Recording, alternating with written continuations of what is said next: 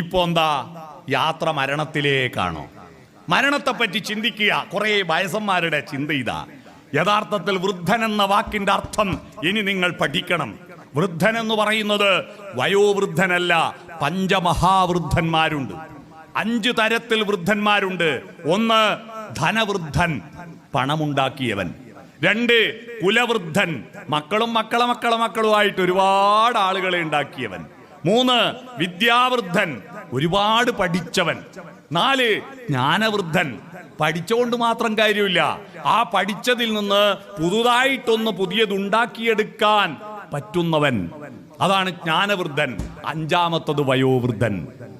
വയോവൃദ്ധൻ എന്ന് പറയുന്ന 5 വൃദ്ധന്മാരിൽ 1 മാത്ര. വയോജനങ്ങളെ വിളിക്കുന്ന ഇംഗ്ലീഷ് പേര് സീനിയർ സിറ്റിസൺ എന്നല്ലേ? എന്താ ഈ സീനിയർ? സീൻ എന്ന് പറഞ്ഞാൽ കാഴ്ചയാണ്. സീനിയർ എന്ന് പറഞ്ഞാൽ കാഴ്ച കൂടുതൽ കണ്ടവനാണ്. സീനിയർ സിറ്റിസൺ എന്ന് പറഞ്ഞാൽ ഒരുപാട് കണ്ടവർ, ഒരുപാട് അനുഭവിച്ചവരാണ്. ഈ അനുഭവത്തിന്റെ പക്വത ഉപയോഗിച്ചുകൊണ്ട് നിങ്ങളുടെ ഭാവി ജീവിതത്തെ സർഗാത്മകമാക്കണം. ഈ ഭൂമി നിങ്ങൾ ഒരിക്കലും നരകമാണെന്ന് പ്രാർത്ഥിക്കരുതേ. ഈ ഭാരതത്തെ നശിപ്പിച്ച ഒരു പ്രാർത്ഥനയുണ്ട്. നരനായി ഇങ്ങനെ ജനിച്ചു ഭൂമിയിൽ, നരകവാരിധി നടുവിൽ ഞാൻ, ഈ നരകത്തിൽ തന്നെ കരകയറ്റിയിടണം, തിരുവൈക്കം വാഴും ശിവശംഭോ. നോ നോ, ഇത് നരകമാണെന്ന് പഠിപ്പിച്ച ഏതാ സ്വർഗം? വേറെ എവിടെയാണ് സ്വർഗം?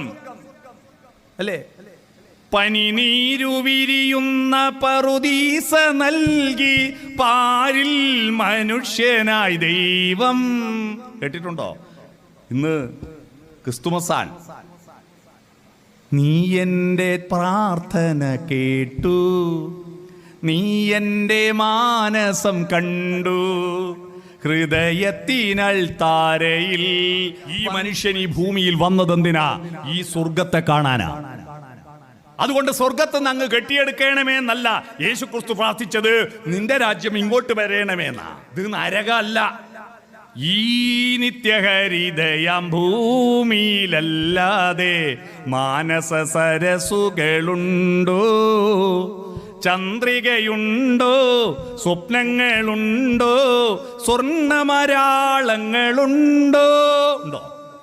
വേറെ ഏടെങ്കുണ്ടോ? ഇതുവരെ കണ്ടുപിടിച്ചിട്ടില്ല. എന്നിട്ട് ഇത് നരകമാണെന്ന് പറഞ്ഞവനെ വെടിവെച്ച് കൊല്ലണം.